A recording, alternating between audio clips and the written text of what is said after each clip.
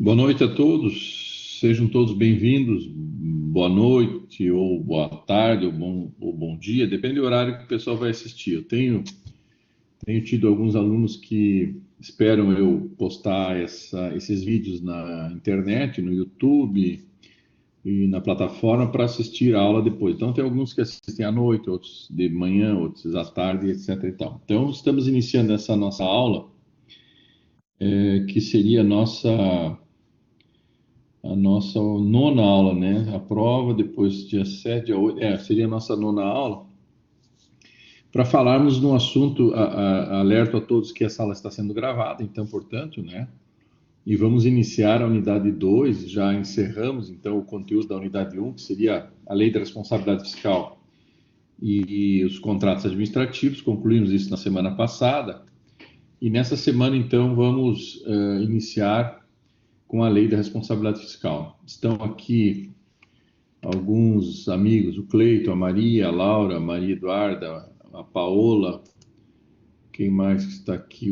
A Deise, o Felipe, o Luan, Maria Eduarda Silva, Maria Eduarda Schmitz, Letícia e etc. Então, ao iniciarmos essa aula do dia 1º de outubro, né, mês inclusive do meu aniversário, que será no dia 13 agora, começamos falando sobre um assunto muito importante para todos nós, principalmente para a administração pública, né?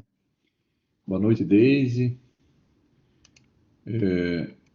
Um assunto muito importante, muito caro para mim. Eu vi essa lei de responsabilidade fiscal surgir, ser discutida, vi ela ser aprovada, ser publicada e entrar em vigor bem no início da minha carreira como assessor jurídico de municípios, né, assessorando prefeitos na gestão pública. Então, essa é uma lei muito importante para o Brasil, embora alguns contestem a sua rigidez, né, a sua importância e rigidez. Alguns partidos no início não gostavam, depois passaram a admirar essa lei. Então, é uma lei importante, é uma lei que estabeleceu, eu diria, um marco divisor entre a administração pública irresponsável da administração pública responsável. Então, inicialmente, quero perguntar a todos se estão todos me ouvindo bem, estão enxergando, se está clara a imagem, se o som também está claro. Estou no meu escritório aqui, nesse momento, em Balneário Camboriú, no edifício Ciaplan, onde fica o meu escritório, para começarmos, então, essa aula tão importante. Eu quero ressaltar, e já coloquei no grupo, né, nós temos o grupo do WhatsApp, eu coloquei no grupo que na sexta-feira que vem, dia 8/10, nós teremos a segunda aula sobre esse conteúdo, segunda aula sobre esse mesmo conteúdo. Então, nós vamos hoje até o trato do slide, até o slide onde trata do artigo 9º dessa lei. Vamos tratar de alguns artigos anteriores ao artigo 9º no dia de hoje. No dia 8/10, sexta-feira que vem, que é véspera do feriado, do feriadão, tem feriadão na terça, então não vai ter aula na terça-feira, o pessoal do tributário não terei aula.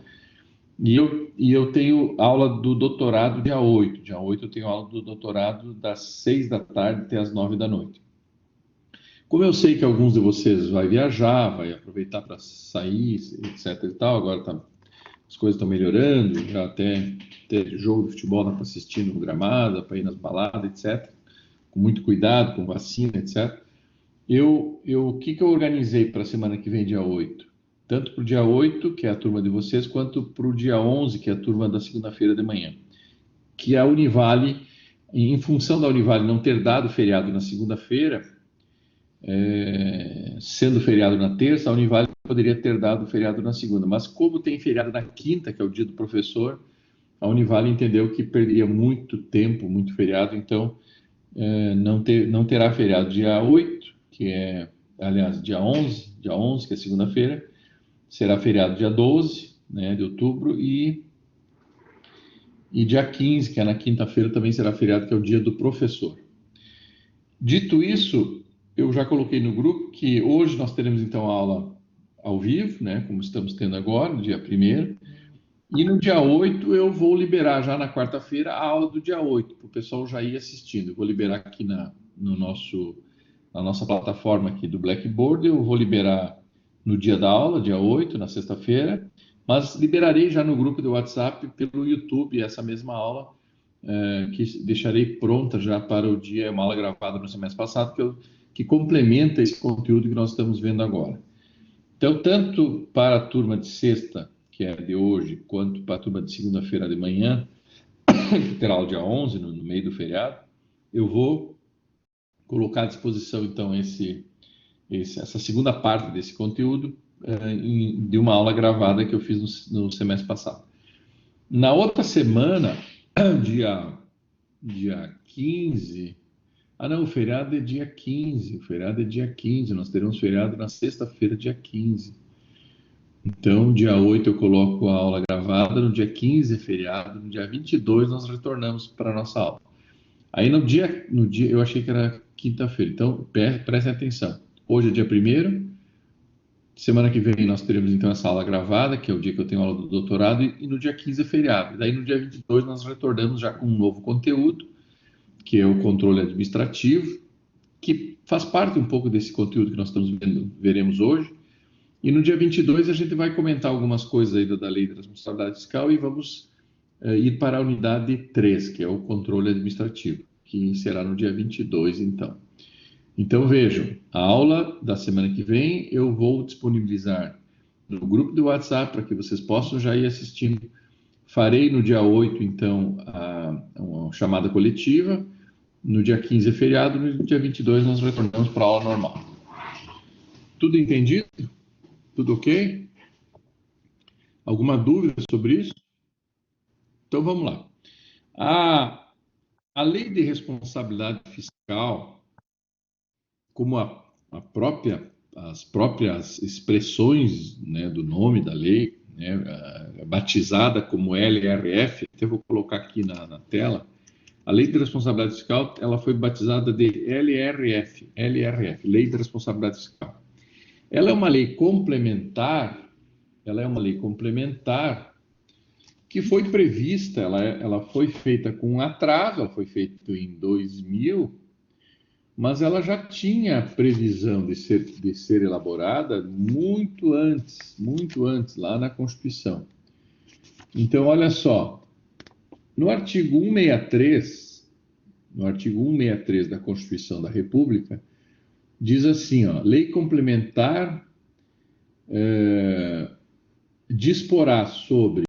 Isso foi a emenda 40 de 2003, a esse artigo 163. O artigo 163 da Constituição Federal diz assim, ó, lei complementar disporá sobre finanças públicas, dívida pública externa e interna, incluídas as autarquias e fundações, concessão de garantias pelas entidades públicas, emissão de resgate de títulos da dívida pública, fiscalização financeira da administração pública direta e indireta, operação de câmbio, realizados por órgãos da União, Estados e municípios, compatibilização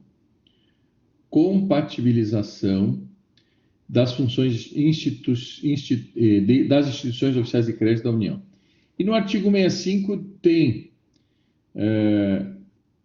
esse aqui, artigo 63. Então, nesse artigo 63 é que foi dado o comando constitucional para que o Brasil tivesse uma lei de responsabilidade fiscal. Esta lei, vejam, esse artigo já existia em 1988, mas apenas em 2013 é que ele sofreu uma alteração, né, colocando mais alguns incisos, mas em 2000 é que foi feito a nossa lei de responsabilidade fiscal.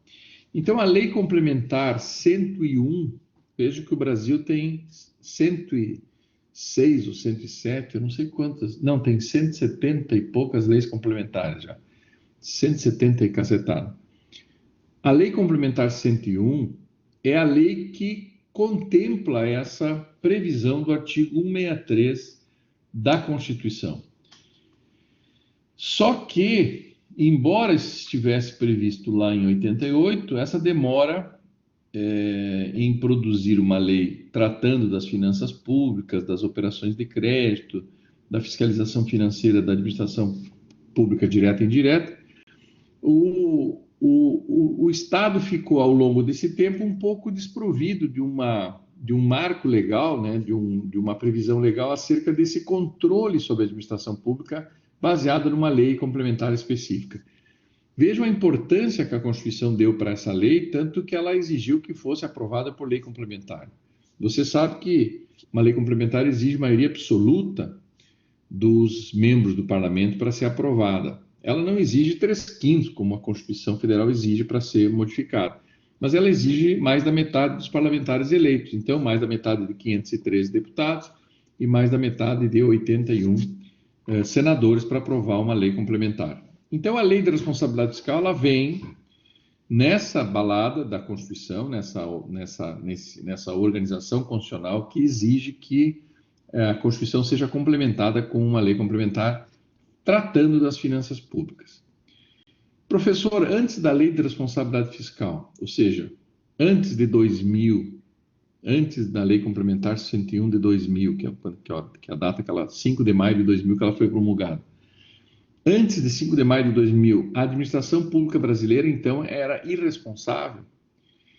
Eu diria quase com certeza absoluta que quase todos os municípios, estados e a União tratavam a coisa pública, o dinheiro público, com irresponsabilidade.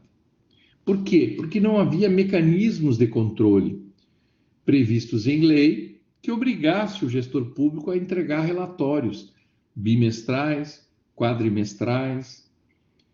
Não havia lei que exigia dos administradores públicos que, para dar uma isenção tributária, tem que compensar com um aumento de um outro tributo. Para dar isenção, para dar diminuição de alíquota, para dar refinanciamento de dívida, tem que demonstrar contabilmente que tu vai compensar essa perda da arrecadação, porque senão vai faltar dinheiro para pagar as contas. As contas públicas elas são pagas principalmente pela tributação. Então, sempre que se abre mão dos tributos, vai faltar dinheiro em alguma ponta, em algum lugar. O administrador público ele depende do dinheiro. Ele não faz obras sem dinheiro, não faz saúde sem dinheiro, não faz educação sem dinheiro, não faz segurança sem dinheiro.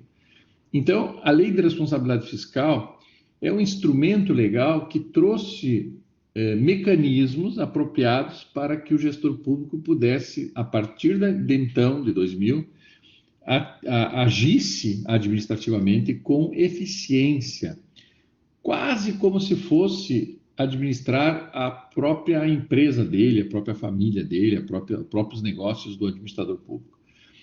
O administrador público até 2000, antes da lei de responsabilidade fiscal, entendia que o dinheiro público não tinha fim, não era infinito. Um dia alguém pagaria essa conta. Eu poderia contratar pessoas, cargos comissionados, criar mais cargos, preparar minha reeleição, nomeando pessoas da minha família e amigos de forma irrestrita, sem qualquer controle, sem qualquer eficiência na administração pública. Então, o que aconteceu? Em função dessa irresponsabilidade administrativa, havia muita dívida interna entre municípios e estados, entre estados e municípios, entre municípios e a União, entre a União e os estados, entre os estados e a União, ou seja, cada ente da federação dava um calote no outro ente da federação. Pegava o empréstimo, não pagava, começava uma obra, não terminava. Não havia necessidade, como há hoje pela lei de responsabilidade fiscal, de entregar documentos ao Tribunal de Contas que possam ser fiscalizados, que possam ser conferidos acerca da gestão pública, tanto da arrecadação quanto do gasto do dinheiro público. Então, a lei de responsabilidade fiscal ela tem essa importância, ela trouxe para a administração pública um gerenciamento, um status de administração gerencial, que não tinha até então. A Constituição de 88 já previa isso, mas parece que os legisladores e o próprio governo federal não tinha preocupação em produzir essa lei. Veja, foi em 88 a promulgação da Constituição e só em 2000, eles foram pensar lá em 98, 99, 2000, que os deputados foram pensar em fazer uma lei de responsabilidade fiscal.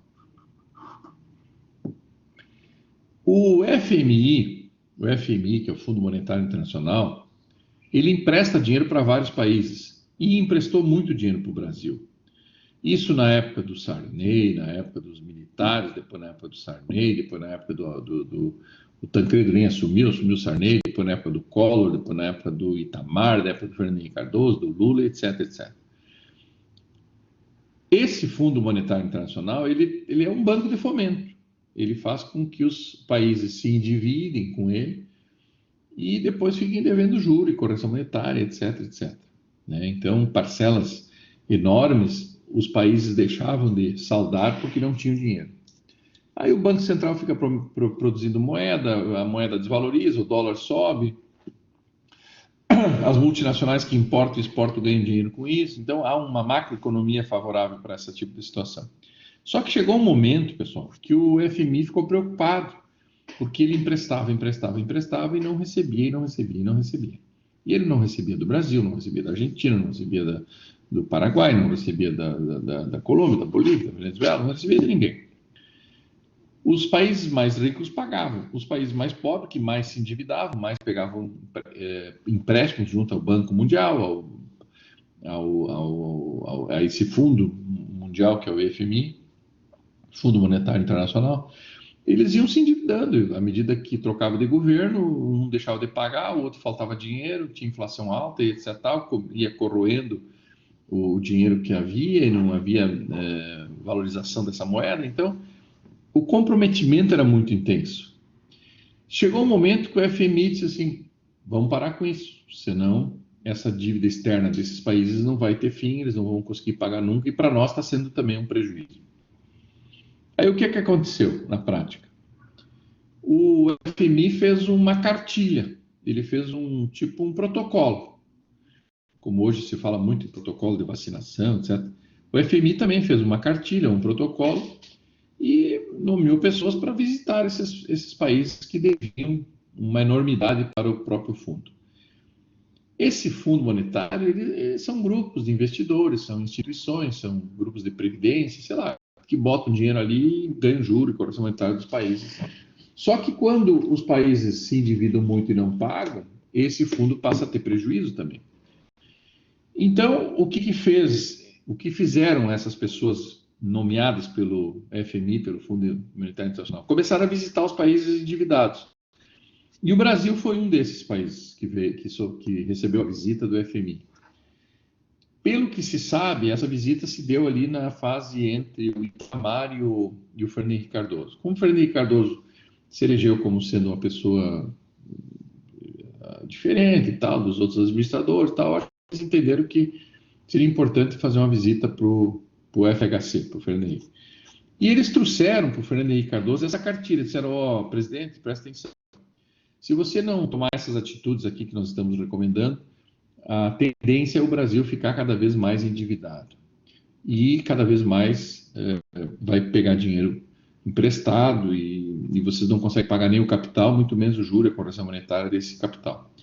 Então, essa dívida externa de vocês é muito grande, a dívida interna entre os entes da federação também é muito grande, vocês dão calote um ente no outro, isso faz com que a União sofra também com isso e não consiga pagar suas dívidas externas. E aí vocês têm que castigar no salário mínimo, vocês têm que castigar na Previdência, não tem dinheiro para a Previdência, tem que reformar a Previdência. Então o FMI trouxe uma cartilha dizendo assim, vocês têm que fazer uma reforma administrativa do Estado. Vocês têm que fazer um programa de desenvolvimento e reforma do Estado. E foi feito. Lá em 95, o Fernando Henrique Cardoso pegou o ministro da Fazenda dele, que eu acho que era o Maílson da Nóbrega, na época. O Maílson da Nóbrega fez um plano eles chamavam de PMDE, um plano de modernização e desenvolvimento do Estado, alguma coisa assim.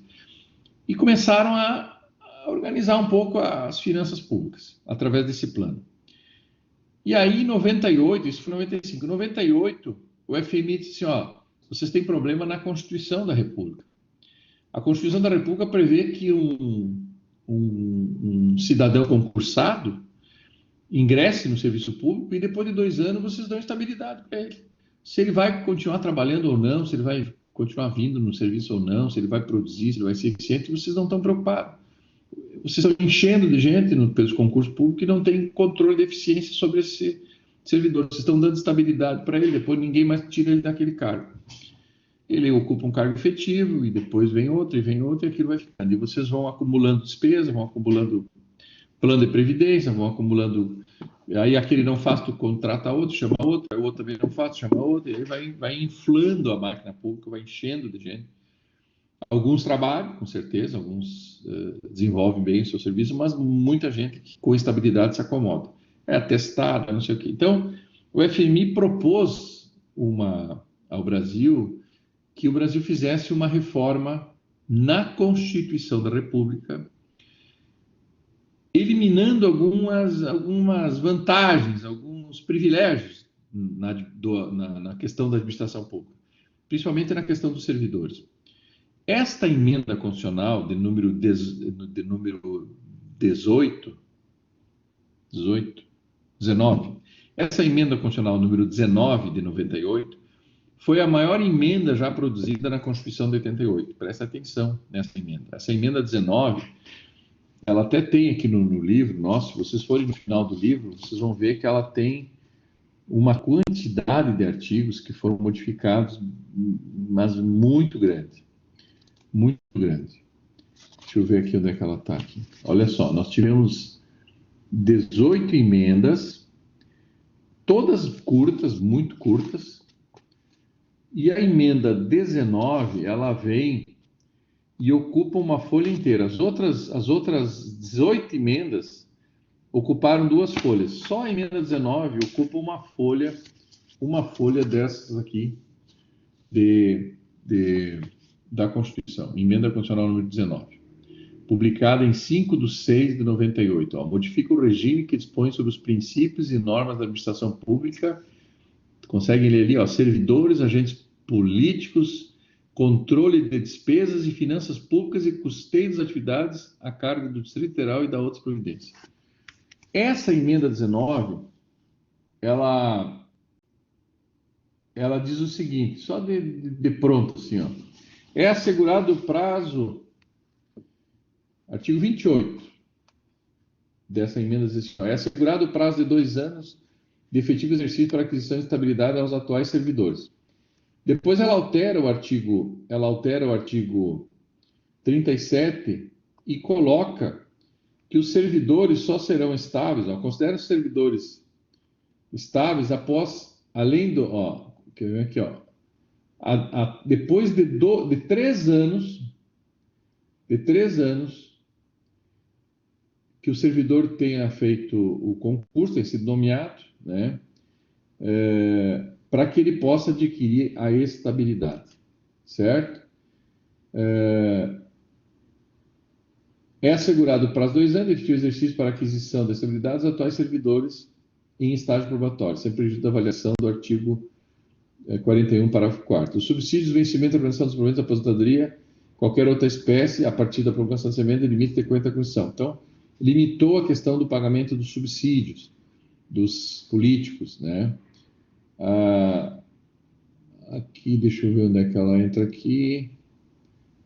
Onde é que está aqui? Para fim desse, para fins do disposto do caput desse artigo, que é o 37, são meios probatórios em relação do vínculo funcional empregatício estatutário de trabalho, independente da existência, contrato e convênio, distribuição de renda, além dos coisas e tal. Consideram-se não estáveis para o fim do artigo 169, admitido para a administração pública, sem concurso público de provas e título. A emenda entra em vigor na data de publicação. Então, essa emenda 19, ela trata de muita coisa. Ela emenda 19. E a emenda 20 modifica o sistema de previdência social.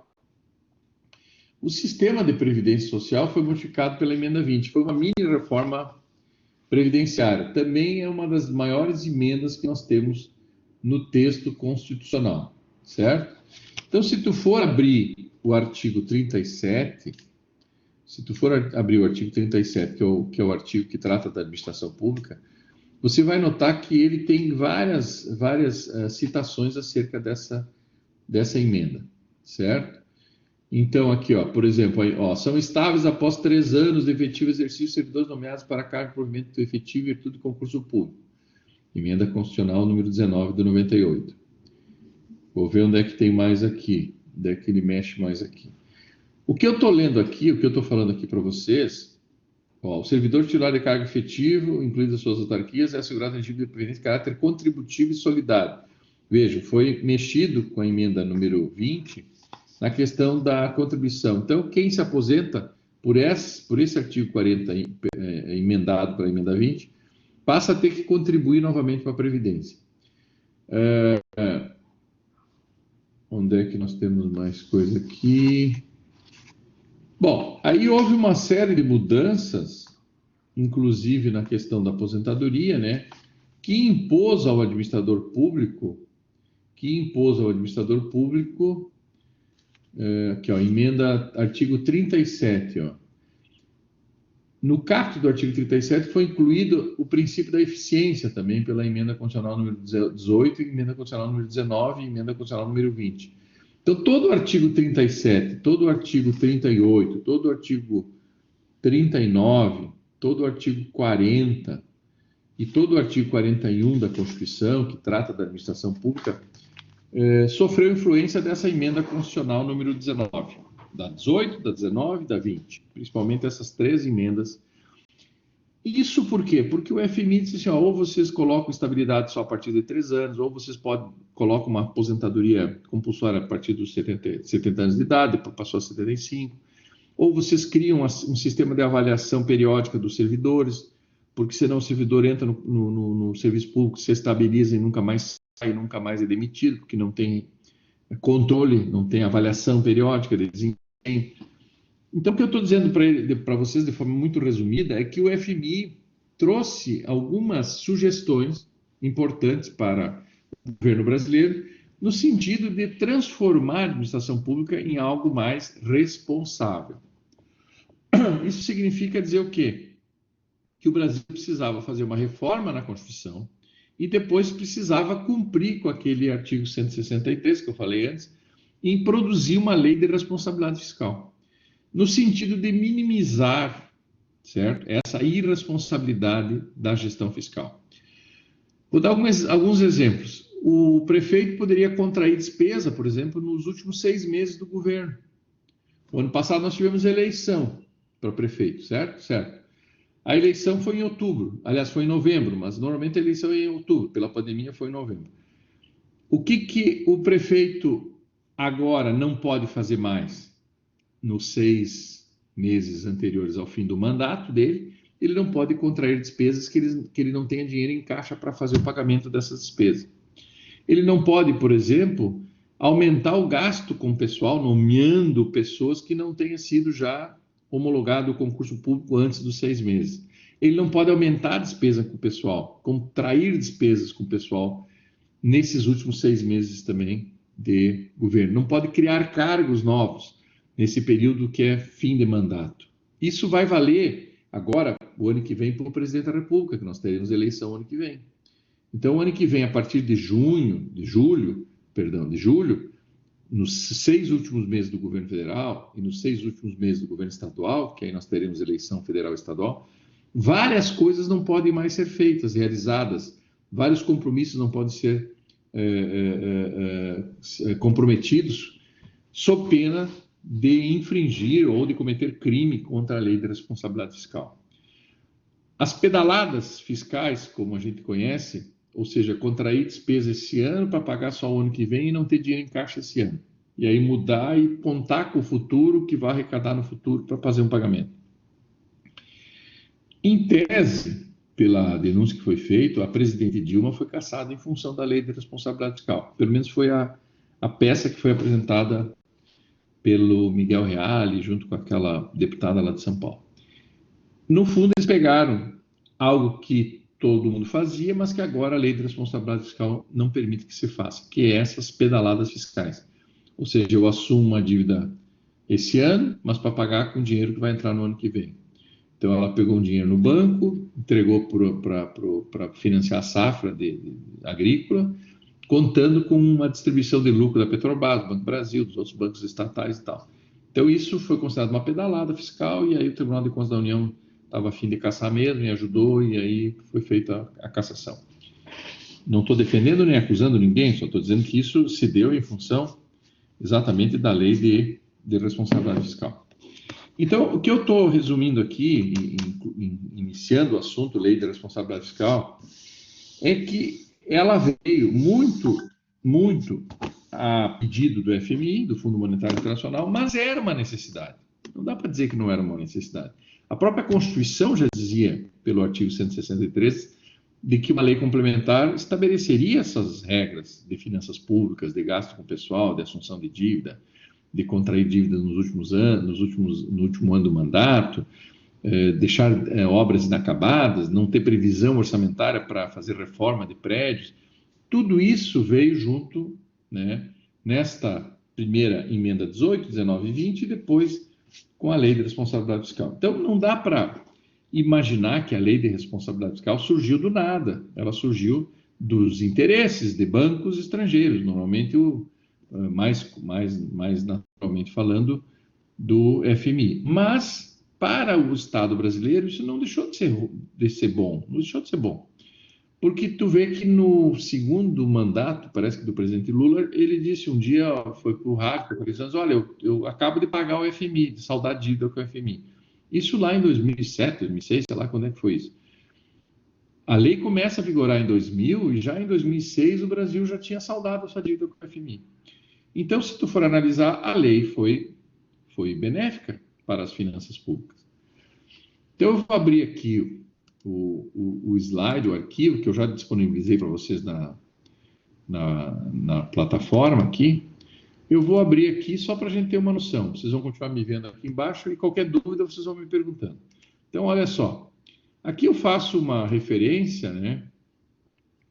Nesse primeiro slide, deixa eu ver se eu consigo abrir aqui. Não sei por que ele não está abrindo. Deixa eu voltar aqui. Tem alguma coisa que está acontecendo aqui. Vamos ver. Compartilhar. Arquivo. Aí. A reforma do Estado se deu em 95. A emenda 20, a 19, a 18, a emenda 25, que tratou também da responsabilidade de gastos dos vereadores, e as leis previdenciárias e a lei da improbidade administrativa, que agora está sendo discutida, inclusive, está sendo fragilizada, eu diria. Essa lei aqui, ó, essa aqui é a lei da responsabilidade da improbidade administrativa, essa que está sendo discutida discutiram ontem e vão discutir a semana que vem. Então, essa lei de responsabilidade fiscal, eu coloco aqui já no primeiro slide, ela vem da reforma administrativa do Estado, ela transforma a administração pública em algo gerencial, em algo responsável, em algo eficiente, mas eu digo de pronto que ela não pode ser interpretada isoladamente. Eu preciso interpretar a lei de responsabilidade fiscal à luz da Constituição, do que pedia a Constituição, e à luz desse processo que aconteceu pelo FMI, chegando até o ponto de promulgar uma lei no Brasil que trata da responsabilidade fiscal. Não sei se essa lei existe nos outros países, mas no Brasil, a partir de 2000, a Lei Complementar 101, trata efetivamente de uma forma diferente de fazer gestão pública. Vocês nunca podem esquecer dos princípios que regem a administração pública, que nós já falamos quando falamos de licitação, vocês já tiveram isso no ano passado com o Machadinho. Só pode uma administração pública funcionar se o gestor agir dentro da lei, legalidade, agir conforme o senso comum das pessoas, que eu não gosto muito dessa expressão, pessoas de bem, mas pessoas normais, que é o princípio da moralidade administrativa, né, de não roubar, não deixar roubar, etc. Não é possível administrar coisa pública sem agir com impessoalidade, sem prejudicar ou beneficiar alguém especificamente. O interesse público é que tem que prevalecer, por isso a impessoalidade é importante. Não dá para pensar em gestão pública sem falar em publicidade, que os atos devem ser públicos, devem ser transparentes, devem ser de acesso a todo mundo. E lá em 98, pela emenda 19, surge o princípio da eficiência no artigo 37.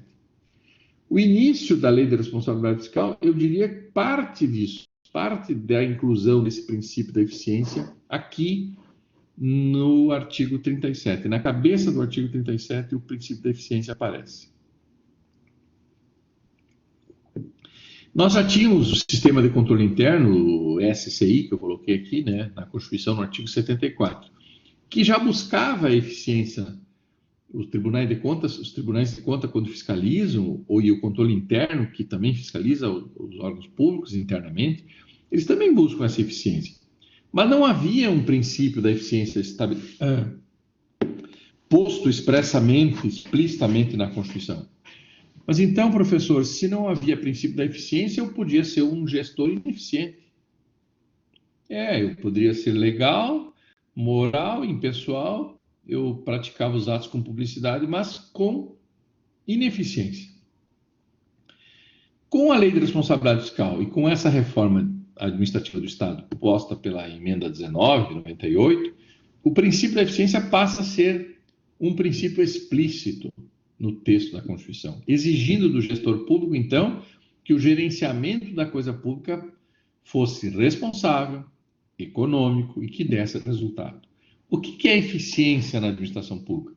É fazer mais com menos esforço, com menos gasto público, com economia. É prestigiar a supremacia do interesse público acerca dos interesses privados. Eu preciso respeitar os interesses privados acima dos interesses públicos. Quando eu falo, eu preciso prestigiar os interesses públicos acima dos interesses privados, certo? Ou seja, o que interessa é o coletivo, é a justiça social, é a oportunidade para todos. Nós todos, até li um texto esses dias do professor César Passo, muito importante, né? O livro dele, A Função Social do Estado Contemporâneo, que diz o seguinte: o Estado só se justifica se ele cumprir com a sua função social, que é a função do bem-estar coletivo. Para que o Estado cumpra a função social e traga o bem-estar coletivo, ele precisa tratar os interesses públicos com prioridade e deixar os interesses privados para os privados. As pessoas, elas são diferentes frente ao Estado. Umas ganham mais, outras ganham menos, umas têm mais necessidades, outras menos. E o Estado veio para tentar igualar essas condições. Não que as pessoas vão deixar de ser diferentes, não. Não é para isso. O Estado tem a missão de trazer o bem comum no sentido de estabelecer justiça social, que é nada mais, nada menos que uma certa igualdade de condições de tratamento. Em relação ao meio ambiente, em relação ao trabalho e emprego, em relação à moradia popular, em relação à alimentação, ao salário. Ou seja, respeitando as diferenças, mas igualando as condições. Para isso serve o Estado. E o Estado só consegue fazer isso se ele se transformar em algo eficiente. Em algo eficiente. Esse livro, eu até sugiro que vocês leiam, faço referência aqui ao professor César Passo, ao doutor César Passo, que é professor da Univale, professor do doutorado, que é o livro Função Social do Estado Contemporâneo. Se vocês quiserem, eu até tenho ele em PDF, posso colocar aqui na nossa plataforma ou colocar no WhatsApp da turma. Mas retornando ao artigo 37, os 4 princípios que nós já tínhamos em 88 no artigo 37 eram suficientes? Não, não eram suficientes. Precisou vir uma missão do FMI para dizer, olha, tudo bem, está tudo bonito, vocês fazem de acordo com a lei, o prefeito age de forma moral, ele age de forma impessoal, ele dá publicidade dos seus atos, mas vocês não são eficientes. E a eficiência começa pela gestão pública internamente falando, dos servidores, tem que exigir mais da prestação do serviço público, tem que cobrar dos gestores que eles não se dividem no final do mandato, que eles terminem as obras que se iniciaram, que ele não dê aumento e não consiga depois o outro sucessor pagar esse aumento. Vejam que quando um prefeito assumia, antes da lei de responsabilidade fiscal, ele assumia às escuras, ele não sabia o que ele ia encontrar. Se tinha dinheiro no cofre público, se tinha dinheiro no banco. Eu costumo dizer que o prefeito abria um Kinder Ovo, sabe? O Kinder Ovo é aquele ovo que quando tu abre, salta um monte depois, que tu não sabe nem de onde é que veio. Um monte de brinquedinho pequenininho e tal, que as crianças gostam muito. Mas o prefeito não pode ter isso não, quando assume o cargo. O governador também não, o presidente da República muito menos. Porque como é que ele vai ser um gestor responsável se ele não sabe o que irá encontrar, o que está por trás das finanças públicas, dos compromissos, das despesas. Então, quando veio a lei de responsabilidade fiscal, junto com essa emenda 19, que trouxe o princípio da eficiência, as coisas ficaram mais claras, a publicidade ficou mais clara, os relatórios de gestão fiscal, os relatórios resumidos de gestão fiscal, as arrecadações, os gastos públicos ficaram à luz de todos. Surge o princípio da publicidade com mais força, transformando em transparência. Surge a legalidade dos atos administrativos com mais intensidade.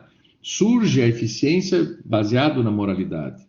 Então, quando eu falo que a lei de responsabilidade fiscal é importante e que ela deve ser analisada num contexto evolutivo do país, eu estou dizendo que ela não é uma nave extraterrestre que pousou no mundo jurídico brasileiro e disse assim, agora em diante isso aqui vai ser tudo resolvido porque eu vou resolver de acordo com essa lei. Não, ela vem num processo evolutivo. A responsabilidade fiscal no Brasil vem de forma evolutiva, passa pela emenda 18, emenda 19, emenda 20, passa pela emenda 40, 41, passa pelo plano de modernização e desenvolvimento do Estado lá, e de reforma do Estado lá do Maílson da Nóbrega, depois teve outros ministros, e agora o governo atual quer fazer reforma administrativa também e tal. O processo continua. Já houve reforma previdenciária novamente, a emenda 20 foi uma mini reforma previdenciária grande lá em 98, no final de 98, e agora nós temos então, a partir de 2000, uma lei especificamente construída para buscar a eficiência, o gerenciamento responsável na administração pública. Essa lei, ela traz, então, a eficiência para a tona. O que diz o artigo 1º da Lei Complementar 101, Lei de Responsabilidade Fiscal, que foi promulgada em 4 de maio de 2000?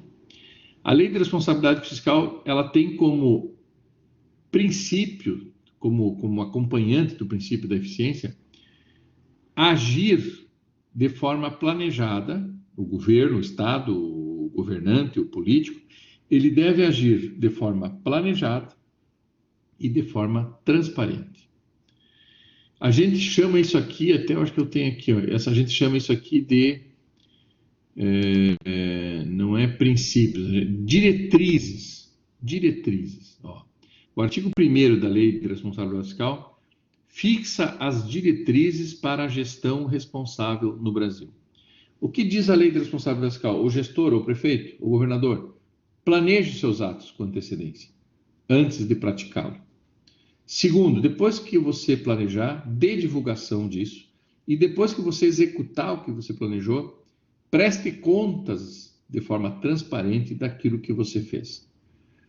Então, quando eu perguntar para vocês lá na prova da M2, quais são as 2 diretrizes principais estabelecidas na Lei de Responsabilidade Fiscal? A ação planejada e a transparência dos gastos e também da arrecadação pública. Vejam que agora o gestor público precisa entregar a cada 2 meses para o Tribunal de Contas, que é o órgão de controle que tem nos estados e tem na União, precisa entregar a cada 2 meses, nós vamos ver esse relatório, como é que ele se chama, é um relatório resumido, da execução orçamentária daquele ano. Então, vejo, se o prefeito planejou arrecadar vamos supor, 120 milhões no ano, quanto é que ele tem que arrecadar em janeiro e fevereiro? No mínimo 10 milhões todo mês. Então, se não arrecadar 20 milhões em 2 meses, precisa explicar isso para o Tribunal de Contas. Ó, Tribunal de Contas, eu fiz uma lei do orçamento, previ arrecadar 120 milhões, mas passou 2 meses eu não consegui arrecadar os 20, que teria que ser 10 milhões por mês para fechar a conta lá no final do ano.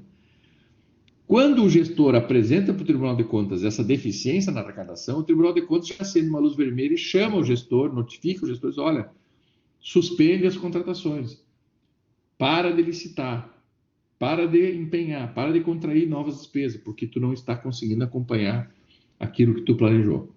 Então, essa ação planejada e transparente, elas estabeleceram as diretrizes, eu diria as bases da Lei de Responsabilidade Fiscal. Professor, o gestor antes da Lei de Responsabilidade Fiscal não planejava nada? Não. Ele não caprichava no plano plurianual, que é aquilo que ele promete na campanha que ele vai fazer no governo dele em 4 anos. Depois ele extrai do plano plurianual aquilo que ele vai fazer no ano seguinte, que é a lei de diretrizes orçamentárias. E depois ele bota numa outra lei, todo ano, que é a lei orçamentária anual, quanto é que ele vai arrecadar e quanto ele tem dinheiro para gastar, para fazer aquilo que ele disse na lei de diretrizes e que disse que ia fazer em 4 anos pelo plano plurianual. Alguém perguntou, mas isso acontece na prática? Melhorou muito, Fabiana, melhorou muito. pensando no atraso dos pagamentos que falamos na aula anterior. Melhorou muito.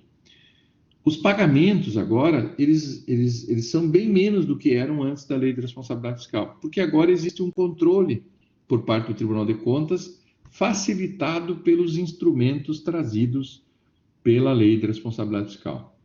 Então, essa ação planejada, prevista como diretriz da Lei de Responsabilidade Fiscal, ela previne os riscos que podem acontecer no futuro. Se aconteceu, ela tem como corrigir esses desvios de finalidade e esses riscos futuramente, que irão atingir futuramente o órgão público, e com isso estabelece um equilíbrio entre receitas e despesa. Se vocês me perguntassem, professor, o objetivo principal da Lei de Responsabilidade Fiscal é estabelecer esse equilíbrio econômico e financeiro do Estado, para que o Estado possa cumprir com as suas obrigações, corrigir os desvios ao longo da gestão. Mas como é que era antes, professor? Antes era o seguinte, vou dar para vocês a realidade. O prefeito se elegia, por exemplo, em 2016, teve eleição para prefeito, ele assumia em 2017. Lá em 2020, ele ia para a nova eleição. Em um tempo ele nem podia se reeleger, né, porque não tinha direito de se reeleger. Ele não entregava relatórios de nada para ninguém. Ele só fazia a prestação de contas para a Câmara de Vereadores e até entregava uma cópia para o Tribunal de Contas de ano em ano.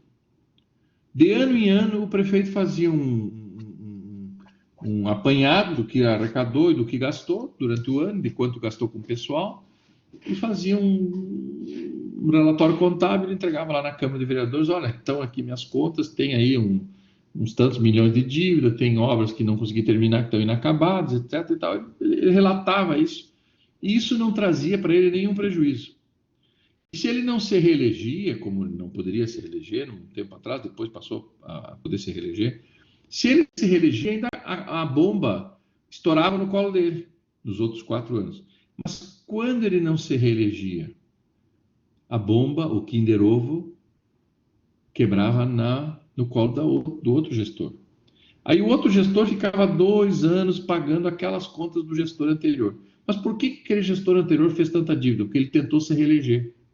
Como ele não tinha que prestar conta para ninguém, não tinha que prevenir risco, não tinha que corrigir desvio nenhum, não havia equilíbrio das contas públicas entre a arrecadação e o gasto, ele não tinha que entregar relatório nenhum para o Tribunal de Contas, ele ia assumindo dívidas, mesmo não tendo caixa, mesmo não tendo dinheiro no banco, ele ia contratando empresas, não pagava as empresas, deixava as obras inacabadas, mas eleitoralmente, às vezes, ele fazia um carnaval perto da eleição, uns asfaltos, umas obrinhas aqui e ali, umas pinturas no meio-fio, e conseguia, às vezes, até se reeleger. O problema é quando o prefeito não se reelegia e deixava todas essas despesas de herança para o novo gestor. Então, a Lei da Responsabilidade Fiscal, ela fixa no artigo 1º as suas diretrizes. Olha, ser responsável fiscal, pensando em responsabilidade fiscal, é gastar aquilo que se arrecada, se arrecadar tudo o que tem direito, ir atrás dos tributos, agir de forma planejada, ou seja, elaborar um bom plano plurianual, que é aquilo que tu prometeu na campanha, coloca isso numa lei, manda para a Câmara de Vereadores, prepara os 4 anos da tua gestão. O prefeito, o governador, o presidente da República, ele tem até 4 meses e meio do final do 1º ano do mandato dele para elaborar esse plano. Veja, ele tem um tempo enorme. Ele assume em janeiro, ele tem lá até setembro, outubro ali para entregar na Câmara de Vereadores o seu plano para os outros 4 anos. Professor, mas ele vai ficar mais 3, porque ele já quase consumiu o 1º ano para fazer esse plano? Pois é, mas aí ele vai deixar o último ano dele já para o outro gestor concluir aquelas obras que ele começou. Então, o planejamento ele tem que se comunicar com o novo gestor. Então, é um plano que tu faz para 4 anos, que tu inicia no teu 2º ano de mandato, mas que se encerra esse plano no 1º ano do mandato seguinte. Porque no 1º ano do mandato seguinte, o outro gestor já está fazendo o plano dele. Então, essa ação deve ser planejada, ela deve ser concatenada, certo? É assim que se produz um planejamento. Então, o artigo 163 fala que deveria ter sido produzida uma lei, para cobrar, para fiscalizar, exigir prestação de conta, etc. e tal, que é o que acontece com a Lei de Responsabilidade Fiscal. E o artigo 164 fala das leis de iniciativa do Poder Executivo, que é o Plano Plurianual, inciso 1, as leis de diretriz orçamentária, inciso 2, e as leis orçamentárias anual. O que diz o parágrafo 1º do artigo 165?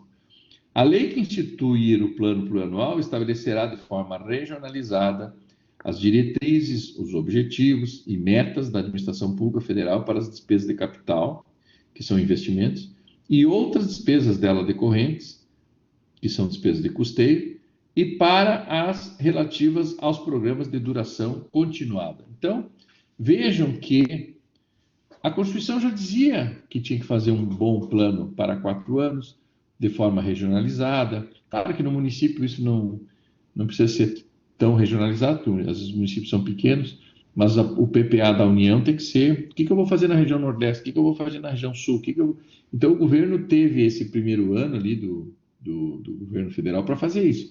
O governador tem que fazer um bom PPA. Se tu produz uma lei chamada PPA deficiente, tu não vai ter planejamento nenhum. Tu tem que pegar aquilo que tu disse para o povo quando tu foi fazer campanha e colocar num documento legal. Tu tem que criar anexo dos seus programas. Olha, eu vou fazer uma ponte, eu vou fazer 2 creches, eu vou fazer 4 escolas, eu vou aumentar o número de casas populares, eu vou ter um programa de alimentação para crianças carentes. Ou seja, todos os programas de duração continuada, aquilo que vai perdurar no tempo, e as obras, as despesas de capital, que são obras, eu preciso planejar elas com antecedência. Então, a ação planejada e transparente significa que eu tenho que submeter esse plano às audiências públicas. Por isso que a Lei de Responsabilidade Fiscal exige que todo o PPA, toda a LDO e toda a LOA passe por audiência pública. A Constituição Federal, no artigo 64, não fala que o PPA tem que passar por audiência pública. Mas a Lei de Responsabilidade Fiscal diz, prefeito, tu prometeu na campanha, tu vai colocar numa lei isso que tu prometeu e tu vai submeter isso a uma audiência pública. Vejam que a transparência na administração pública, ela vem com mais intensidade, embora o princípio da publicidade já esteja na Constituição desde 88, só em 2000, pela Lei Complementar 101, é que se fala agora em transparência na gestão pública. Não mais em publicidade de atos oficiais, se fala em publicidade das obras, das despesas de capital e delas decorrentes, que são despesas de manutenção, de servidores, etc. e tal. O Estado tem despesas, três espécies de despesas, que são as principais. Despesas de capital, que é investimento em imóveis, construções, pontes, viadutos, estradas e tal. Depois tem o custeio do funcionamento dessa máquina. Gasolina, oxigênio no hospital, limpeza, internet, telefone, veículos, etc. Isso é o custeio da máquina. E depois nós temos o gasto com o pessoal, que é o gasto com os servidores que vão fazer o Estado funcionar. Então, 3 são as despesas que o gestor público tem que se preocupar. A despesa com o servidor público, que é enorme, né? A despesa para a máquina funcionar, que é a despesa de custeio, e os investimentos, que são os imobilizados, que são as despesas chamadas de capital. Vejam que a ação planejada passa pela programação disso, pelo planejamento desses programas de duração continuada que envolvem despesa de capital e de custeio, para manter funcionando o Estado. Professor, o Estado tem que ter defensoria pública, né, para as pessoas mais carentes ter advogado. Tem, então, um programa de defensoria pública, tem que ter dinheiro, tem que estar dentro do PPA. Nós temos o Bolsa Família, nós temos o Bolsa não sei o quê, nós temos agora o Bolsa Gás, isso aí tudo tem que ser planejado. Tem que estar dentro dessa previsão para que possa, à medida que tiver desvios de finalidade desses programas, possa ser corrigido de forma constante, prevenindo os riscos e evitando o desequilíbrio das contas públicas. Então, alerto para vocês aqui, né, que as diretrizes da Lei de Responsabilidade Fiscal é ação planejada e transparência na gestão pública, ok? Bom, esse planejamento passa pelo PPA, passa pela Lei de Diretrizes Orçamentárias e passa pela LOA. Deixa eu explicar um pouquinho para vocês. Quando o prefeito se elege, por exemplo, houve eleição em Itapema no ano passado. Se elegeu a prefeita Nilza lá e o professor esse que vos fala, eu sou o vice-prefeito. O que nós temos que entregar para a Câmara de Vereadores esse ano? Um PPA, um plano plurianual. Nós temos que, aquilo que nós falamos para as pessoas na rua, durante a campanha, a gente tem que transformar aquilo em projetos. E esses projetos precisam ser definidos, alinhavados, precisam ser descritos, e eles vão constar de uma lei. Essa lei é o plano plurianual. Esse plano plurianual foi agora enviado para a Câmara de Vereadores na metade de setembro. Então, a prefeita disse na campanha que ela ia fazer uma escola nova no centro de Itapema, onde é a Secretaria de... Estou dando um exemplo prático, só para vocês entenderem. Ali onde é a Secretaria de Educação, ali vai ser uma escola. Então, nesse PPA tem que dizer, ó, em 4 anos, o município vai fazer uma escola no centro para o ensino infantil, que é o ensino básico, o antigo ensino básico, educação infantil. O município vai implantar o parque industrial, tem que estar lá no PPA. Esse plano é para 4 anos. Vejam, o prefeito não está dizendo quando vai fazer, ele vai dizer que ele vai fazer em 4 anos, ele não está dizendo qual ano que ele vai fazer, mas ele está dizendo que em 4 anos aquilo que foi dito na campanha será contemplado. Será feito uma nova prefeitura, será concluído o hospital, Então, são várias coisas. Será feita uma nova ponte no Rio Perequê, junto com o município de Porto Belo. Será feita a extensão da Avenida 300, da Rua 300, da Avenida 300, da Rua 306, lá ao longo do Rio Perequê, para ligar a meia praia à BR. Sei lá, várias são as promessas de campanha, os compromissos, como vocês achar melhor, os compromissos assumidos na campanha que devem estar nesse plano. Então, esse plano precisa dizer, olha, isso e aquilo será feito, será construído dentro de 4 anos. Aí, depois que é entregue para a Câmara de Vereadores esse plano para 4 anos, o prefeito já tem que mandar uma lei de diretrizes orçamentária para a Câmara de Vereadores também. Isso vale para o Estado, Assembleia Legislativa, e para a União, Congresso Nacional. Esse compromisso é dos prefeitos, governadores e do presidente da República. É o mesmo formato. Então, daquela ponte do Rio Perequê que a prefeita disse que ia fazer em 4 anos, ela diz, no ano que vem eu vou fazer a ponte. Aonde que ela coloca isso? Na lei de diretrizes orçamentárias para o ano seguinte. E manda para a Câmara de Vereadores, submete a audiência pública e diz, olha, na audiência pública do PPA eu disse que ia fazer a ponte em 4 anos. Agora eu estou dizendo que no ano que vem eu vou fazer a ponte. Então, isso está numa outra lei chamada Lei de Diretrizes Orçamentárias. Depois vai uma terceira lei para a Câmara de Vereadores dizendo, olha, essa ponte tem um orçamento de 2 milhões e eu estou reservando aqui na lei do orçamento os 2 milhões para fazer essa ponte. Eu estou garantindo que vai ter previsão orçamentária e aí os tributos arrecadados vão fazer frente a essa despesa. Vejam que eu estou trabalhando um conjunto de 3 leis para planejar uma ponte. Claro que essas 3 leis são para todos os programas, mas eu estou dando o exemplo de uma ponte. Ela precisa estar constando da lei do PPA, que é entregue no primeiro ano do mandato do gestor, ela precisa estar constando da lei de diretriz orçamentária, dizendo que no ano seguinte será realizada, e depois ela precisa constar da terceira lei orçamentária, que é a lei do orçamento anual. Essas 3 leis devem ser produzidas pelo Poder Executivo, que é o que faz a gestão pública. O PPA é feito a cada 4 anos, mas a LDO, a Lei de Diretriz Orçamentária, e a LOA é feita todo ano. E todo ano precisa ser feita audiência pública no Executivo, tem que ser feita audiência pública no Legislativo. O prefeito é o autor privativo dessas leis e podem elas ser modificadas na Câmara de Vereadores ou na Assembleia Legislativa, se for uma lei de diretriz do Estado, se for uma lei de diretriz da União, pode ser modificada, inclusive, no Congresso Nacional, mas a iniciativa privativa sempre é do Executivo. Então, o planejamento governamental, certo? Ele busca pesquisar junto à sociedade quais são os objetivos, o que a sociedade quer e o que tu se comprometeu em fazer pela sociedade quando tu fez campanha política. Depois que tu fez campanha política e se comprometeu a fazer isso, tu tem que transformar isso, esse sonho, em realidade, colocando dentro de um instrumento jurídico legal, que é o PPA, LDO e a LOA. Não é qualquer gestor que sabe fazer isso corretamente. Por isso que tem contadores, advogados, né? O gestor pode ele não saber fazer, mas ele tem que ter uma equipe importante, né, com conhecimento técnico para elaborar esses planos.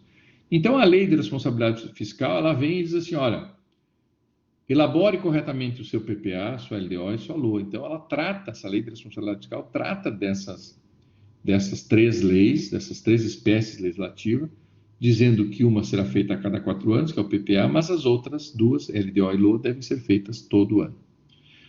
Diz o professor Dauraci Oliveira, olha só, o planejamento governamental pode ser definido como um processo pelo qual se procura tomar decisões adequadas para atingir os objetivos da sociedade, que é o bem comum. O fato de ser uma atividade contínua e permanente é que define o planejamento como sendo um processo contínuo que deve ser, inclusive, realinhado. Professor, eu coloquei no PPA que eu ia fazer 2 creches no bairro tal, só que aquele bairro, o pessoal se mudou de lá, não precisa mais fazer aquela creche lá, porque não tem mais crianças fora de creche, todas as crianças que tem lá estão em creche. Então, altera o teu PPA, tira da LDO, que tu iria fazer a creche do ano seguinte, e não faz a creche, não licita e não contrata, não faz. O PPA pode ser modificado, ele é uma lei, ele pode ser modificado a qualquer tempo. Tu tem que fazer ele no primeiro ano do mandato, mas tu não está... tu só pode fazer aquilo que tu previu ali, mas é possível tu retirar e é possível tu incluir novos projetos, novos planejamentos dentro do PPA a qualquer momento, desde que faça audiência pública novamente, submeta ao povo, consulte o povo nas audiências acerca desse planejamento. Um autor, não sei se é americano, se é inglês, ele dizia assim que errar no planejamento é um planejamento para errar. Se vocês colocarem na internet e no Google, vocês vão achar que o autor disso. Não sou eu o autor dessa frase. É um economista americano, acho que é. Ou seja, o gestor que não planeja bem, ele está planejando os seus erros. Está planejando os seus erros. Ele com certeza irá errar. Então, o planejamento governamental é um processo vivo, ele está sempre sendo atualizado. E cada prefeito, cada governador tem as suas ideias, tem os seus planos, tem os seus compromissos. Então, há que se colocar no papel, há que se ter uma lei para fazer um planejamento bem feito, para poder cumprir com esse planejamento. O governo que não planeja bem, erra, não faz nada, fica devendo e não se reelege. No Brasil, 8 ou 10% dos prefeitos não se reelegem. Muito pequeno o número de prefeitos que não se reelegem no Brasil. Mas tem gente que não se reelege. Tem gente que está com a faca e o queijo na mão, mas erra no planejamento, não se organiza, não corrige os desvios, não elimina os riscos fiscais e, portanto, faz desequilíbrio das contas públicas e deixa a dívida e não faz obras. Então, a lei de responsabilidade fiscal, se tu cumprir ela corretamente, entregando os relatórios, aceitando as orientações do Tribunal de Contas, tendo um bom controlador interno, que é um servidor internamente que vai controlar também as contas públicas, tu faz uma gestão transparente, planejada e com responsabilidade fiscal. Certo? O que é responsabilidade fiscal, pessoal? É arrecadar o que tem direito e gastar aquilo que se arrecadou. O que não é responsabilidade fiscal? É não arrecadar e, além de não arrecadar, gastar mais do que se arrecadou. Causar desequilíbrio nas finanças públicas é uma irresponsabilidade fiscal. Ser responsável fiscal significa fiscalizar e cobrar o que tem de direito, acerca dos tributos, principalmente, e depois planejar os gastos para que se gaste apenas o necessário. A ampla divulgação é uma das lógicas do princípio da publicidade. Só que a lei de responsabilidade fiscal ela traz uma palavra diferente. Ela disse que as diretrizes da administração pública responsável, segundo a lei de responsabilidade fiscal, uma das diretrizes é que as ações de governo sejam transparentes. Então, Nós já tínhamos o princípio da publicidade. Agora vem a lei de responsabilidade fiscal e diz: não, não, não. Não basta ser público os atos. Tem que discutir com as pessoas. Tem que ouvir as pessoas. Tem que fazer audiência pública. Tem que consultar, tem que ouvir, tem que planejar ouvindo as pessoas. Isso é transparência, que é uma das diretrizes da lei de responsabilidade fiscal. Então, pressupõe ampla divulgação, inclusive por meio eletrônico, de todos os planos de governo, dos PPAs, dos orçamentos, prestação de conta. Vejam, quando as contas são analisadas pelo Tribunal de Contas, o prefeito agora, pela lei de responsabilidade fiscal, precisa levar essa análise das contas em audiência pública na Câmara de Vereadores, junto à Comissão de Orçamento e Finanças. O governador tem, a cada 4 anos, que fazer, cada 4 meses, ele precisa realizar uma audiência pública, apresentando o que arrecadou o Estado e o que pagou, e se está equilibrado as contas públicas. Todos os prefeitos precisam fazer isso em audiência pública. Isso é transparência, isso não é só publicidade. Publicidade significaria botar o balanço no Diário Oficial, num site eletrônico, está cumprindo a publicidade. Transparência é mais do que isso, transparência é levar essas contas públicas para análise da população em audiência pública. E vejo que a Lei de Responsabilidade Fiscal traz isso. No artigo 48, anotem aí o artigo 48 da Lei de Responsabilidade Fiscal, traz essa obrigação de ser discutido em audiência pública as arrecadações bimestrais e quadrimestrais e os gastos com pessoal, com despesa de capital e despesa de custeio a cada 4 meses. Então, uma série de relatórios foram previstos pela Lei de Responsabilidade Fiscal. Qual o objetivo, então, de uma gestão de responsabilidade fiscal, uma gestão responsável? Diz aqui, ó, a gestão de responsabilidade fiscal tem como objetivo principal o equilíbrio das contas públicas, mediante a eliminação dos déficits, das dívidas, e redução de dívidas e déficits públicos, controle dos principais gastos do setor público e instituir mecanismos que assegurem a efetiva arrecadação, que é colocar os fiscais tributários na rua, fazer a execução fiscal dos tributos que quem não paga, lançar corretamente os tributos, fazer transação tributária, fazer parcelamento de dívidas, sei lá, tem que dar um jeito de arrecadar aquilo que se tem direito. Se o Estado não arrecada, não pode gastar. Se ele gastar sem arrecadar, déficit. Aí acumula dívidas. A gestão de responsabilidade fiscal, o objetivo é exatamente o equilíbrio das contas públicas. Eu disse desde o início dessa aula. O objetivo principal da Lei de Responsabilidade Fiscal é o equilíbrio das contas públicas. Coisa que não acontecia antes de 2000, antes da Lei de Responsabilidade Fiscal. Não acontecia isso. Era desequilíbrio. Era dívida sendo passada de um para o outro. O artigo 1º da Lei de Responsabilidade Fiscal, que tem 75 artigos, né? A lei de Responsabilidade Fiscal tem 75 artigos, é uma lei relativamente curta. No artigo 1º ela diz, olha, Poder Executivo, Poder Legislativo, Poder Judiciário, Ministério Público, Administração Direta, Administração Indireta, fundos, autarquias, fundações, empresas estatais dependentes de repasse público, todas precisam respeitar a Lei de Responsabilidade Fiscal.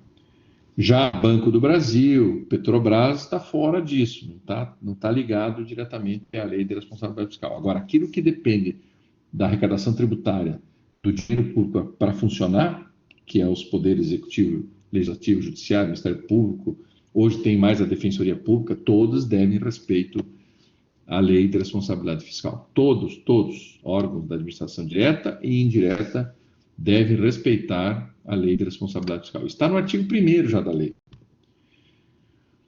Aqui estão, então, as diretrizes, né, da Lei de Responsabilidade Fiscal. No artigo 1º fala em transparência, no artigo 4º fala do planejamento, certo? E também do controle das contas públicas, que é o controle interno, que está posto no artigo 74 também da Constituição.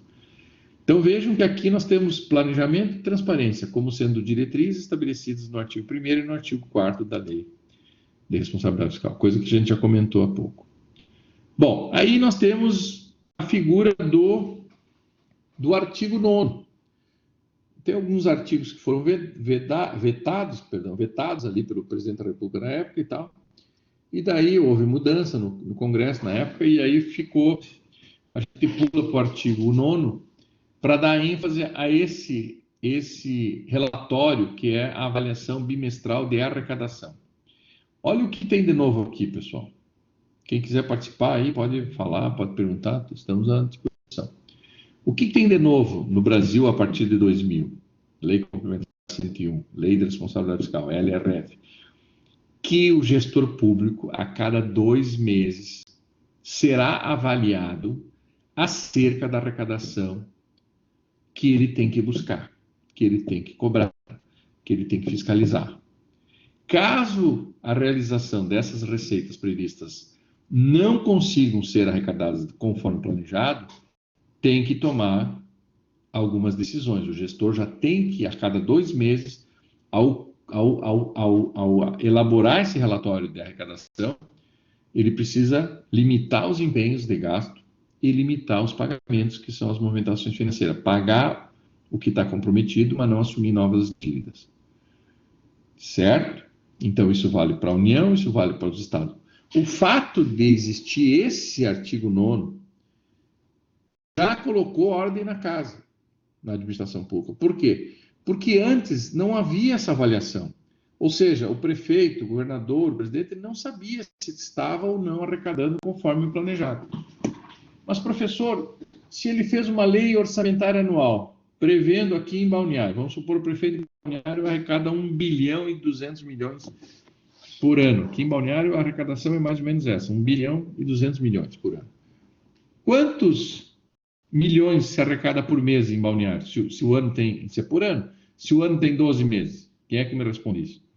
Se o orçamento de Balneário para esse ano de 2021 é 1 bilhão e 200 milhões, quanto em 2 meses o município tem que provar que arrecadou para que não haja déficit?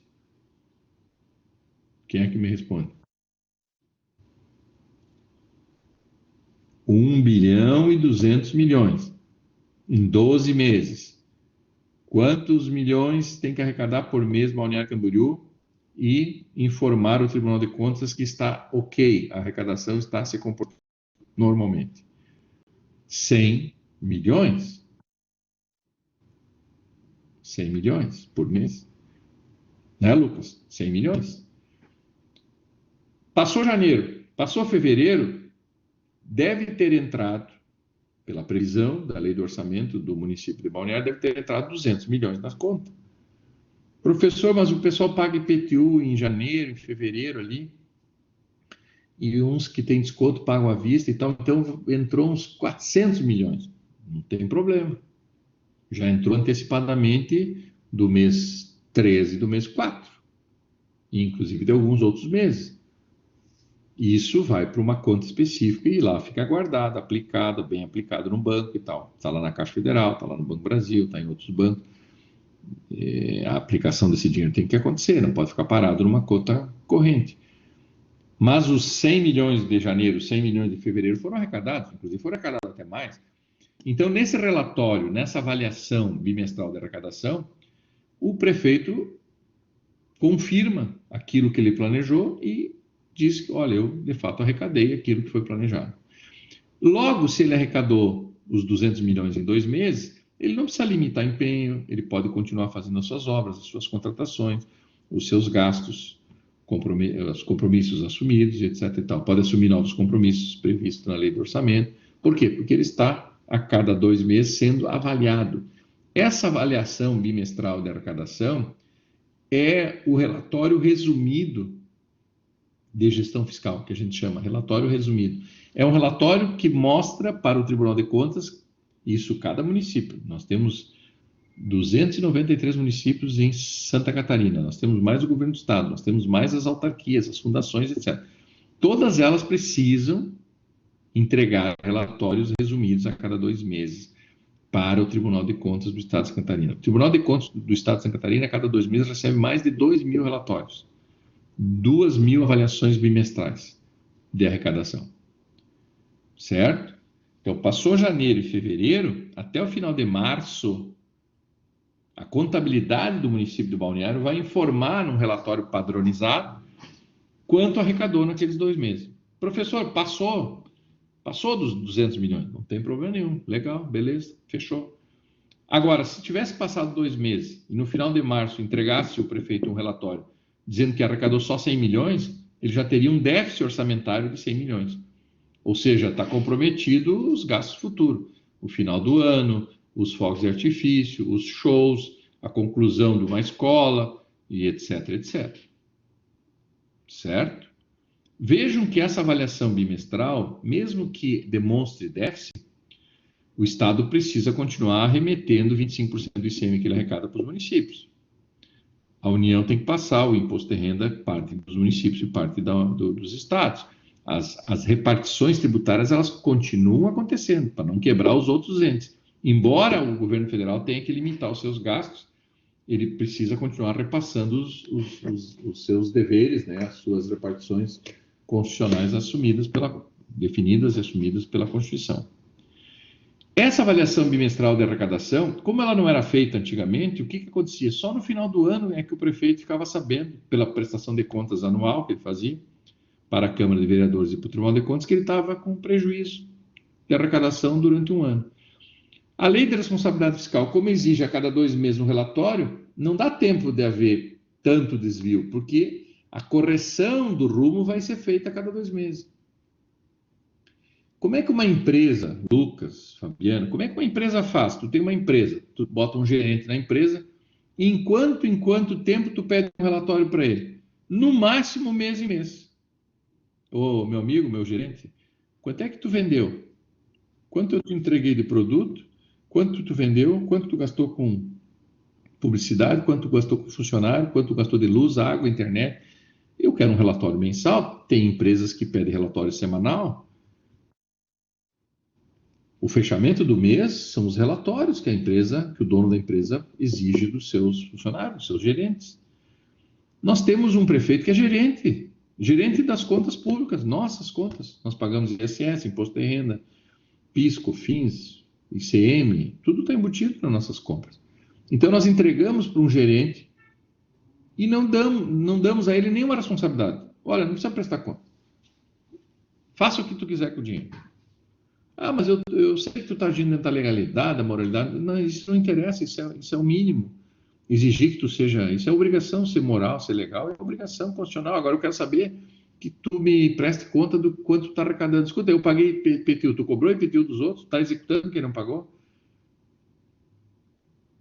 Se tu não está cobrando, tem que cobrar, tu tem que corrigir isso. Isso vai dar problema lá no futuro. A escola do meu filho vai cair a tabela de basquete na cabeça do meu filho, vai cair o telhado em cima, vai chover dentro da sala de aula. Então, a gestão fiscal responsável exige que a cada 2 meses o gestor seja avaliado quanto à arrecadação. Veja o que eu estou falando aqui, quanto à arrecadação. E a cada 4 meses, preste atenção agora, que será em maio, setembro e fevereiro. Então, passou janeiro, fevereiro, eu tenho que entregar um relatório resumido em março. Agora, passou janeiro, fevereiro, março e abril, no final de maio, o gestor tem que entregar um outro relatório, esse mais completo. Agora, o Tribunal de Contas, o Controlador Interno e a Câmara de Vereadores quer saber quanto o prefeito o senhor arrecadou e quanto o senhor gastou. Então, preste atenção. O artigo 9º diz o seguinte: eu quero a cada 2 meses um relatório do quanto tu arrecadou. E eu quero, segundo o parágrafo 4º do artigo 9º, eu quero um outro relatório a cada 4 meses do que tu arrecadou, porque já passou mais 2 meses, então tu tem que me entregar novamente aquele relatório resumido, mas agora eu quero saber quanto é que tu está gastando. Então, a cada 4 meses, todos os órgãos públicos do Brasil, depois da Lei de Responsabilidade Fiscal, se sentiram obrigados, foram obrigados, né, foram exigidos a entrega de toda essa documentação. Professor, no início havia um modelo? Não, quando surgiu a Lei de Responsabilidade Fiscal foi um caos. Cada contador de cada município fazia de um jeito o seu relatório, tal. Até que o Tribunal de Contas da União, junto com os tribunais de contas dos estados, e em São Paulo e no Rio, que tem Tribunal de Contas Municipal também, eles criaram um modelo, né? Um modelo padrão. Então, as empresas que vendem serviço de informática para os municípios e para o Estado, eles padronizaram esses modelos, e esses modelos já estão na contabilidade. Então, quando tu paga o IPTU, já cai lá numa rubrica e já cai dentro do relatório lá a informação que foi pago tanto de IPTU. Então, praticamente, esses relatórios,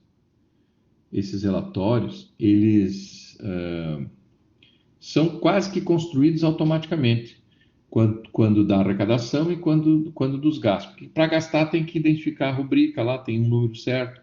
Então, o sistema informatizado já vai abatendo o que foi gasto, já vai computando o que foi arrecadado. Então, o relatório vai sendo construído quase que automaticamente à medida que as pessoas pagam os tributos e à medida que o prefeito, ou o governador, ou o presidente vai gastando as suas despesas. Então, há um sincronismo de informação e as contas nos bancos desses órgãos públicos também se concilia com essa informação.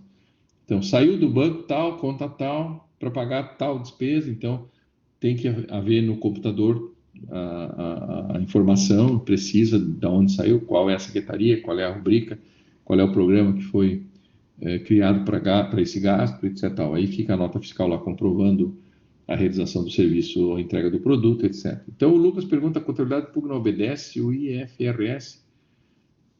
O que é o IFRS? Esse é o International? Não, acho que não. Eu nunca vi falar, pelo menos eu não tenho. A contabilidade pública, ela é regida. Deixa eu até pesquisar aqui. A contabilidade pública, ela tem uma lei própria, que define, inclusive, essa numeração que eu estou falando para vocês.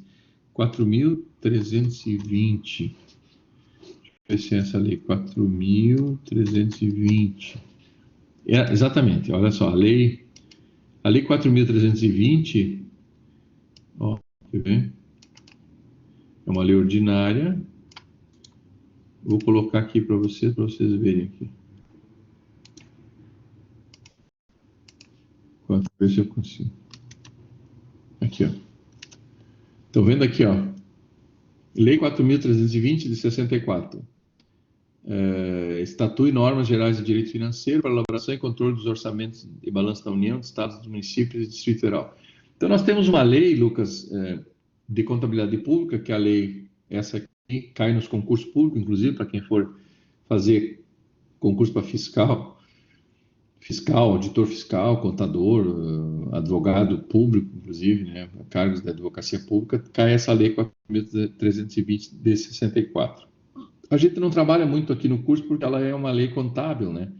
Mas ela define as regras de contabilidade. É essa lei, por exemplo, que define que não se pode pagar nada de forma adiantada sem receber o produto, o serviço ou a obra. Aquilo que aconteceu aqui no governo do estado, dos respiradores que foram pagos antecipadamente, infringem um artigo desta lei. Eu até não sei se é o artigo 64, deixa eu ver o que diz aqui. Eu acho que é o 64. Deixa eu ver onde é que está aqui. Vamos ver.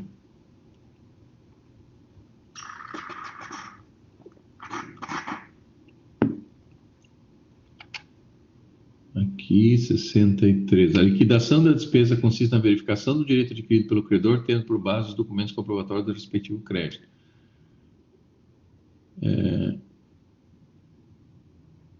Olha só, o artigo 63, o artigo... aqui é o que diz o artigo 63, ó. A liquidação da despesa, que é o pagamento, né? Que é o que é conferir se foi realizada a despesa, a liquidação da despesa consiste na verificação do direito adquirido pelo credor, tendo por base os títulos e documentos comprobatórios do respectivo crédito. Pergunto para vocês, quando foi contratado os respiradores pelo Estado de Santa Catarina, como é que foi pago? Como é que foi liquidada essa despesa se não havia comprovação nenhuma de que o credor tinha um crédito para receber? Ele fez um contrato, não entregou respirador nenhum e não foi apurado a origem e o objeto do que se deve pagar, a importância exata a pagar eles tinham pelo contrato, mas não tinha sido recebido nada ainda, então como é que se paga algo que não recebeu? E a quem se deve pagar a importância para extinguir a obrigação. Então, só se paga, pelo artigo 63 dessa lei, depois de liquidada a fatura, depois de dito por algum servidor, olha, esse respirador está lá no depósito, já foi recebido, ou já está no hospital funcionando.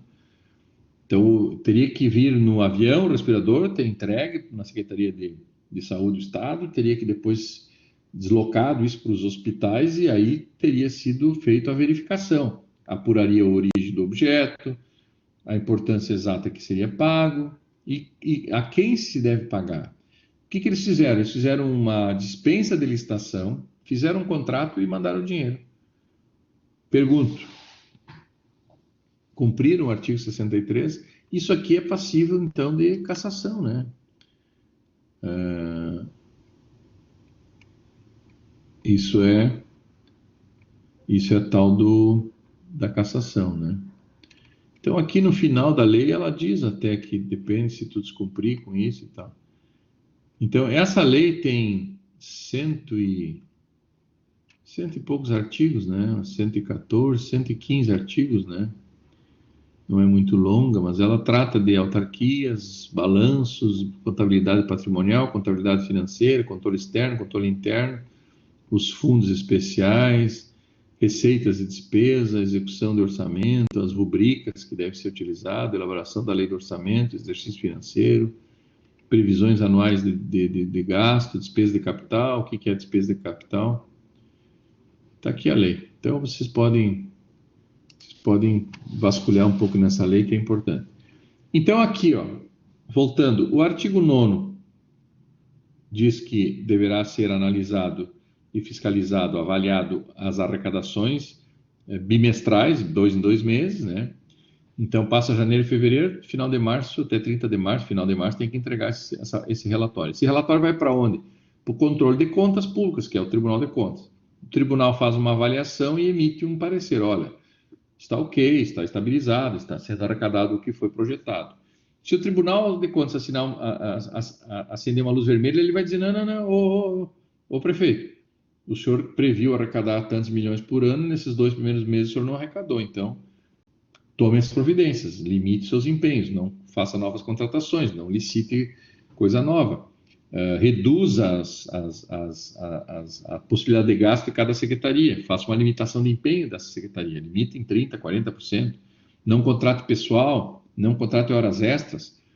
Tudo isso é limitação de empenho e de gastos futuros, que dá para ser feito rapidamente. Então, por que a lei de responsabilidade fiscal é importante? Porque ela corrige esse desvio em 2 meses, acerca da arrecadação. E a cada 4 meses também corrige o desvio dos gastos, porque se está gastando mais do que está se arrecadando, a cada 4 meses isso vai aparecer no relatório. E essa avaliação quadrimestral é o que nós chamamos de relatório de gestão fiscal. A avaliação de 2 em 2 meses é o relatório resumido de gestão fiscal. E esse relatório de 4 em 4 meses é o relatório de gestão fiscal. RGF, relatório de gestão fiscal. Ambos os relatórios são padronizados e são preenchidos quase que automaticamente. Eles vão espelhar fielmente quanto se arrecadou e quanto se gastou. E vai estar identificado, porque cada gasto público tem uma rubrica. Uma rubrica é um número que se dá a cada tipo de despesa pela administração pública, estabelecido por essa lei aqui que eu falei, 4.320 de 64. Essa lei é da época da ditadura militar, vocês vejam que perdura até hoje essa lei. A Comissão de Orçamento e Finanças da Câmara de Vereadores, ela precisa receber esse relatório do Tribunal de Contas e marcar uma audiência. Essas audiências públicas, elas servem para demonstrar para o povo daquele município, daquele estado, da União, o que está acontecendo em termos de arrecadação e em termos de gasto. Inclusive para conferir se aquilo que está no PPA, na LDO e na LOA está sendo realizado conforme comprometido pela eleição, pela campanha eleitoral. Vejam que nós temos aqui bons instrumentos para o equilíbrio entre receita e despesa, demonstração e avaliação do resultado. Isso significa, eu coloco aqui no slide, dinamismo na administração pública.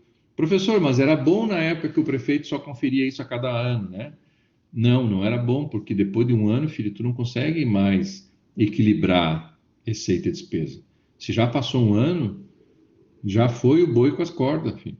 Aí o prefeito não dava bola, no outro ano aumentava mais as dívidas, diminuía a arrecadação, no outro ano mais, e no último ano de mandato ele queria se reeleger, mais ele assumia compromissos, mais ele deixava de pagar fornecedores, mais ele deixava de cumprir compromissos assumidos, e aí, se não se elegia, o próximo prefeito entrava numa furada, não conseguia fazer nada. Certo? Bom, olha só. Aqui eu vou parar, ó, porque vejam que eu tenho um número aqui em vermelho, 21/10. No semestre passado eu parei também nesse mesmo slide. Então, nós vamos parar aqui por hoje, né? Sexta-feira. E aí, o que que eu quero lembrar a vocês? Quero lembrar, deixa eu acender aqui Então, é o slide número 11, né? Slide número 11. Slide 11. A partir daqui, pessoal, a partir daqui é que vocês vão ter a aula gravada que eu vou liberar quarta-feira para vocês, quarta-feira que vem, para vocês assistirem, então, ou na quarta, ou na quinta, ou mesmo na sexta-feira, dia 8. Então, dia 8, como eu tenho aula, eu estarei aqui online, estarei presente. Se alguém quiser entrar na plataforma, eu estarei aqui, mas eu vou liberar na hora da aula, às 7 horas, também essa aula aqui na plataforma. Mas dia 8, antecipadamente, na quarta-feira, dia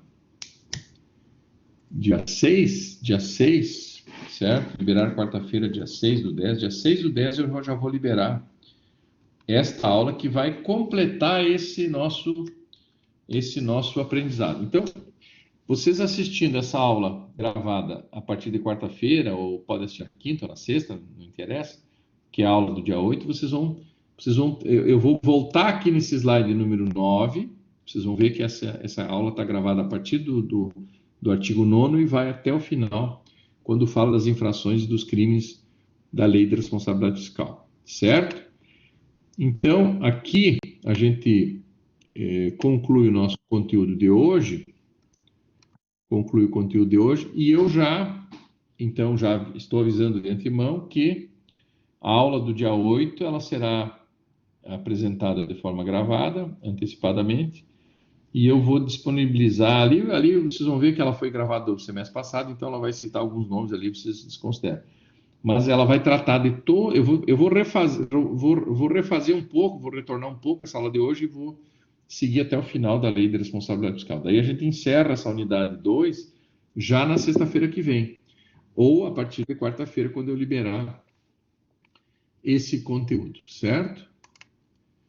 Alguma dúvida sobre isso? Alguma dúvida sobre essa minha colocação? Ou está tudo ok?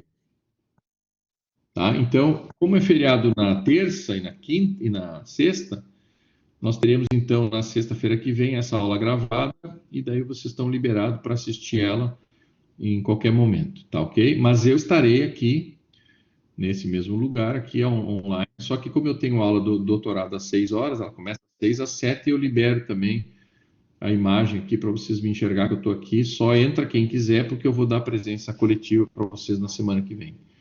Hoje nós vamos fazer a chamada já agora, rapidamente, para que também não fique muito mole para quem não vem na aula aí, tem que estar presente, certo? Então me ajudem, por favor, na chamada. Quem for responder pelo chat, alguém, por favor, faça a menção dos nomes aqui para que eu possa fazer a chamada mais rapidamente possível. Tá ok? Eu vou encerrar a gravação, para que não fique gravando a chamada, acho que não é necessário. Eu encerro então a gravação dessa nossa nona aula, né, de Direito Administrativo 2, de 2021-2. Vou deixar essa aula também na plataforma e no YouTube, aqui na plataforma e no YouTube, e na semana que vem, na quarta-feira, eu já libero a aula do dia 8, que é a aula da sexta-feira que vem. Quem quiser viajar, fica tranquilo, já assiste a aula na quarta-feira, ou na quinta, ou na sexta de manhã, e na sexta já fica liberado para viajar nesse sentido. O Piazza mandou um e-mail. Da quem não fez a prova, né? Nós temos que combinar para fazer a prova, é isso, né, Piazza? Acho que é isso, né? Eu vou montar uma provinha e vou colocar ali no sistema e a gente vai combinar um dia para que vocês abram ali. Aí só abre quem for fazer a prova, né? A Maria Eduarda também. Eu tenho anotado aqui, né? O Gabriel, a Luana, o Luiz Felipe Piazza e a Maria Eduarda Schmitz. Vocês quatro vão fazer, porque eu vou pegar uma provinha que eu tenho, vou colocar, ou vou enviar por e-mail para vocês e vocês respondam e me mandam por e-mail. Se vocês todos me mandar um e-mail, na semana que vem vocês me mandam cada um e-mail, quem tiver aqui, e eu mando a prova. Só que eu precisaria mandar tudo junto no mesmo momento, né? Que aí eu largo uma prova que eu tenho aí pronta e já vocês resolvem esse problema, tá ok? Encerrada a gravação dessa nossa aula e passo a chamada.